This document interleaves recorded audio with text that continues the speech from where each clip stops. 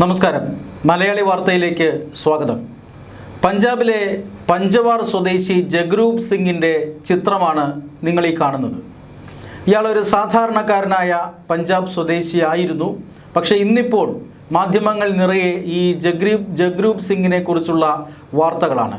ഇയാളിപ്പോൾ ജീവിച്ചിരിപ്പില്ല. എന്തുകൊണ്ടാണ് ഇയാൾ കൊല്ലപ്പെട്ടത് എന്ന് ചോദിച്ചാൽ, പഞ്ചാബിൽ കഴിഞ്ഞ ദിവസമാണ് ഒരു റെയിൽവേ ട്രാക്ക് തകർക്കാനുള്ള, ബോംബ് വെച്ച് തകർക്കാനുള്ള ഒരു ശ്രമമുണ്ടായത്.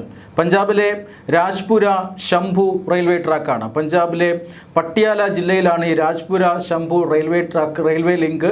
ആ റെയിൽവേ ട്രാക്കിലാണ് ഇത്തരത്തിൽ ബോംബ് വെച്ച് തകർക്കാനുള്ള ശ്രമം നടന്നത്. ഡിറ്റനേറ്ററുകളും മറ്റും ഉപയോഗിച്ചുകൊണ്ട് ബോംബ് വയ്ക്കാനും അത് വിദൂരത്ത് നിന്ന് തകർക്കാനും പിന്നീട് വരുന്ന തീവണ്ടി അതിനെ പാളം തെറ്റിക്കാനും അങ്ങനെ ഒരു വലിയ അപകടമൊക്കെ ആയിരിക്കണം പദ്ധതി ഇട്ടത് എന്ന് അന്വേഷണ ഉദ്യോഗസ്ഥർ പറയുന്നു. പക്ഷേ ഈ ജഗ്രൂപ് സിംഗിന് എന്തു പറ്റിയെന്ന് ചോദിച്ചാൽ, ഇയാൾ പാളത്തിനിടയിൽ ബോംബ് വയ്ക്കുന്നതിനിടെ ഈ ബോംബ് അബദ്ധത്തിൽ പൊട്ടിത്തെറിക്കുകയും ഇയാളുടെ ശരീരം ഛിന്ന ഭിന്നമായി ചിതറിത്തെറിക്കുകയുമാണ് ചെയ്തത്. ഇയാൾ ആരാണ് എന്ന് എങ്ങനെ അറിഞ്ഞു എന്ന് ചോദിച്ചാൽ, ഇങ്ങനെ ഈ സ്ഫോടനം നടന്ന പരിസരത്ത് നിന്നും ഒരു മൊബൈൽ ഫോൺ കിട്ടിയിട്ടുണ്ട്. ഈ മൊബൈൽ ഫോൺ പക്ഷേ ഈ സ്ഫോടനത്തിൽ തകർന്നിട്ടില്ല. ആ മൊബൈൽ ഫോണിൻ്റെ ഉടമയാണ് ഈ ജഗ്രൂപ് സിംഗ്. അങ്ങനെയാണ് ഇയാളാണ് ആ സ്ഫോടനം നടത്താനായി, അല്ലെങ്കിൽ അവിടെ ആ ചിതറിയ മൃതദേഹത്തിൻ്റെ ഉടമ ഇയാളാണ് എന്നും ഇയാൾ സ്ഫോടനം നടത്താൻ ശ്രമിക്കുന്നതിനിടയിലാണ് അബദ്ധത്തിൽ ബോംബ് പൊട്ടി മരിച്ചുപോയതാണ് എന്നും ഇപ്പോൾ അന്വേഷണ സംഘം കണ്ടെത്തിയിരിക്കുന്നത്. മാത്രമല്ല, ഈ സ്ഫോടനത്തിൻ്റെ ചുറ്റുപാടു നിന്നും നിരവധി, അതായത് 500 മീറ്ററിലധികം ദൂരം ഇത്തരത്തിൽ ഇയാളുടെ ശരീരഭാഗങ്ങൾ ചിതറി തെറിച്ചിരുന്നു. ഇതിൻ്റെ സ്ഫോടനത്തിനടുത്ത് നിന്ന് ഒരു മൊബൈൽ ഫോൺ, അതുപോലെ തന്നെ ഈ ബോംബ് നിർമ്മിക്കുന്നതിന് ആവശ്യമായ വയറുകൾ, അങ്ങനെയുള്ള മറ്റ് സ്ഫോടക വസ്തുക്കൾ ഇതൊക്കെ ലഭിച്ചിരുന്നു. മാത്രമല്ല, ഈ സ്ഫോടനം നടന്ന സ്ഥലത്തിന് സമീപത്ത് നിന്നും 2 മോട്ടോർ ബൈക്കുകളും കണ്ടുകിട്ടിയിരുന്നു. ഇതിൽ ഒരെണ്ണം UP രജിസ്ട്രേഷനും ഒരെണ്ണം ഹരിയാന രജിസ്ട്രേഷനുമാണ്. ഇതിൽ ഈ സംഘത്തിൽ ഒന്നിലധികം പേരുണ്ടായിരുന്നു എന്ന് വ്യക്തമാണ്. 1 മുതൽ 4 വരെ വ്യക്തികൾ ഈ സ്ഫോടനം പദ്ധതിയിട്ടതിൽ ഉണ്ടാകാം എന്നാണ് പോലീസ് സംശയിക്കുന്നത്. കാരണം 2 ബൈക്കുകളുടെ സാന്നിധ്യമാണ്.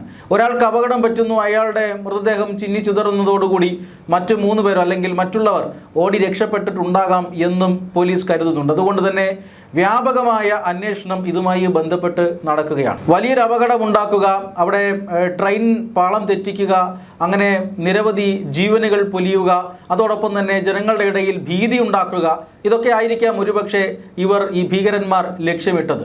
അതുകൊണ്ട് തന്നെ ഈ ഭീകര സാന്നിധ്യം ഉള്ളതുകൊണ്ട് തന്നെ NIAയും സമാന്തരമായി ഇതിനെക്കുറിച്ചുള്ള അന്വേഷണം നടത്തുന്നുണ്ട്. പഞ്ചാബിൽ ഇത്തരത്തിലുള്ള പ്രവർത്തനങ്ങൾ, വിധ്വംസക പ്രവർത്തനങ്ങൾ ഈ അടുത്ത കാലത്ത് വർദ്ധിച്ചു വരുന്നതായി സൂചനയുണ്ട്. പ്രത്യേകിച്ചും ആം ആദ്മി പാർട്ടി സർക്കാർ അധികാരത്തിലെത്തിയതിന് ശേഷം ഇത്തരത്തിലുള്ള ഗൂഢാലോചനകളും രാഷ്ട്രവിരുദ്ധ പ്രവർത്തനങ്ങളും അട്ടിമറി ശ്രമങ്ങളും എല്ലാം പഞ്ചാബിൽ നിന്ന് നിരവധി തവണ റിപ്പോർട്ട് ചെയ്യപ്പെട്ടിട്ടുണ്ട്. പഞ്ചാബ് ആസ്ഥാനമാക്കി ഉണ്ടായിരുന്ന കർഷക സമരങ്ങളെയൊക്കെ ഇത്തരത്തിൽ ഹൈജാക്ക് ചെയ്യാൻ ഭീകര സംഘടനകൾ ശ്രമിച്ചതായും ഇതിൻ്റെ പേരിൽ അക്രമം നടത്താനൊക്കെ അവർ പദ്ധതി ഇട്ടിരുന്നതായും ഇൻ്റലിജൻസ് റിപ്പോർട്ടുകൾ ഉണ്ടായിരുന്നു. പഞ്ചാബിൽ തെരഞ്ഞെടുപ്പ് പര്യടനത്തിനെത്തിയ പ്രധാനമന്ത്രി നരേന്ദ്രമോദിയുടെ വാഹന വ്യൂഹത്തെ പോലും തടയുന്ന സാഹചര്യമുണ്ടായി. അതിന് പിന്നിലും ഇത്തരത്തിലുള്ള വിഘടനവാദ സംഘടനകളാണ് എന്ന് അന്ന് തന്നെ അന്വേഷണത്തിൽ തെളിഞ്ഞിരുന്നതാണ്. അതുകൊണ്ട് തന്നെ പഞ്ചാബിൻ്റെ ഇത്തരത്തിലുള്ള തീവ്രവാദ ബന്ധത്തെക്കുറിച്ച് വ്യാപകമായ അന്വേഷണം നടക്കുകയാണ്. അതിൻ്റെ ഏറ്റവും അവസാനത്തെ ഒരു അട്ടിമറി ശ്രമമാണ് ഇപ്പോൾ നടന്നത്. പക്ഷെ അത് പരാജയപ്പെട്ടു പോയി. ബോംബ് വയ്ക്കാൻ ശ്രമിച്ച ഭീകരൻ തന്നെ ചിതറുന്ന ഒരു സാഹചര്യമാണ് ഉണ്ടായിരിക്കുന്നത് എന്ന് വ്യക്തമാണ്. അതുകൊണ്ടാണ് NIA സമാന്തരമായി ഈ കേസിൽ അന്വേഷണം നടത്തുന്നുണ്ട്. NIA വിവരശേഖരണം ആരംഭിച്ചു കഴിഞ്ഞു. കാരണം പഞ്ചാബ് കേന്ദ്രീകരിച്ച് ഈ അടുത്ത കാലത്തായി ഇസ്ലാമിക ഭീകര സംഘടനകളും അതുപോലെ തന്നെ ഖലിസ്ഥാൻ ഭീകര സംഘടനകളും അവരുടെ പ്രവർത്തനങ്ങൾ വ്യാപിപ്പിക്കുന്നു, അല്ലെങ്കിൽ അവരുടെ അട്ടിമറി ശ്രമങ്ങൾ നടത്താനുള്ള പദ്ധതി ഇടുന്നു എന്ന വിവരം നേരത്തെ തന്നെ വന്നതാണ്.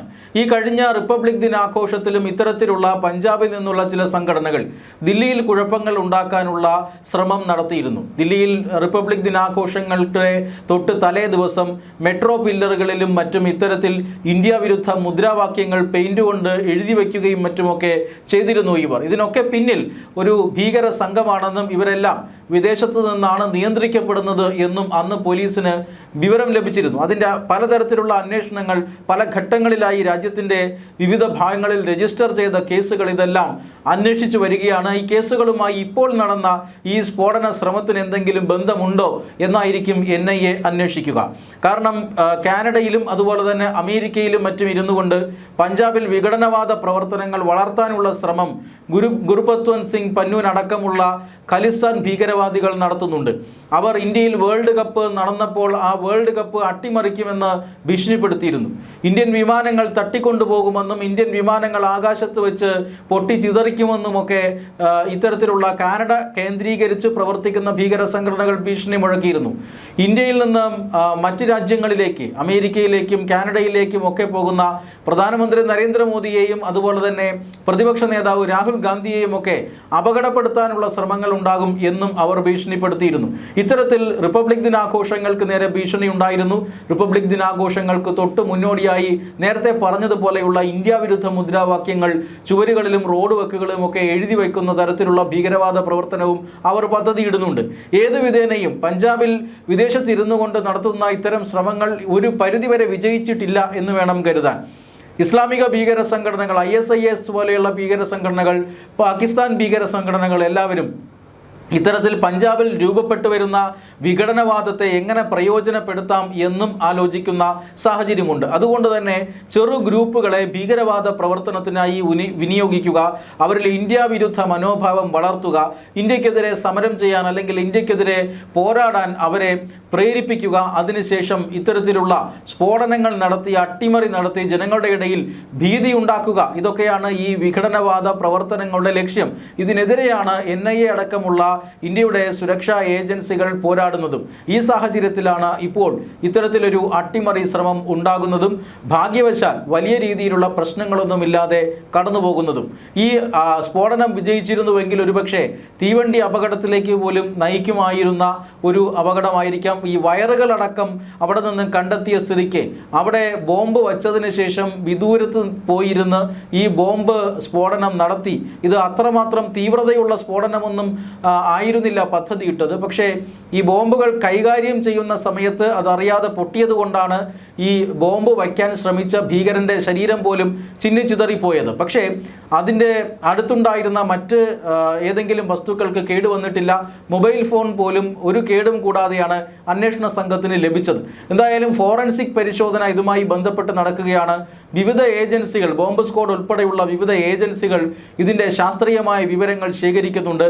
അതിനുശേഷം ഇത് ഈ ഭീകരാക്രമണത്തിന് പിന്നിൽ, ഈ അട്ടിമറി ശ്രമത്തിന് പിന്നിൽ പ്രവർത്തിച്ചത് ആര് എന്നത് സംബന്ധിച്ച വ്യക്തമായ വിവരങ്ങൾ പഞ്ചാബ് പോലീസിന് ലഭിക്കുമെന്ന് സൂചനയുണ്ട്. ഇപ്പോൾ തന്നെ വിശദമായ വിവരങ്ങൾ NIA സംഘം ശേഖരിക്കുകയുമാണ്.